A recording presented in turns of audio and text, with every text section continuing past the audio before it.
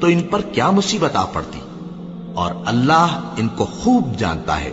اللہ کسی کی ذرہ بر بھی حق تلفی نہیں کرتا، اور اگر کسی نے نیکی کی ہوگی تو اس کو کئی گنا کر دے گا اور اپنے ہاں سے اجر عظیم بخشے گا۔ بھلا اس دن کیا حال ہوگا جب ہم ہر امت میں سے احوال بتانے والے کو بلائیں گے اور تم کو اے نبی صلی اللہ علیہ وآلہ وسلم ان لوگوں کا حال بتانے کو بطور گواہ طلب کریں گے۔ اس روز کافر اور پیغمبر کے نافرمان آرزو کریں گے کہ کاش ان کو دھسا کر زمین برابر کر دی جاتی، اور وہ اللہ سے کوئی بات چھپا نہیں سکیں گے۔ مومنو، جب تم نشے کی حالت میں ہو تو جب تک ان الفاظ کو جو منہ سے کہو سمجھنے نہ لگو نماز کے پاس نہ جاؤ، اور جنابت کی حالت میں بھی نماز کے پاس نہ جاؤ یہاں تک کہ غسل کر لو۔ ہاں،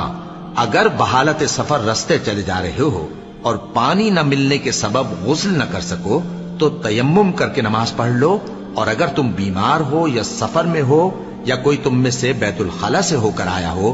یا تم نے عورتوں سے مقاربت کی ہو اور تمہیں پانی نہ ملے تو پاک مٹی لو اور منہ اور ہاتھوں کا مسح کر کے تیمم کر لو۔ بے شک اللہ معاف کرنے والا ہے، بخشنے والا ہے۔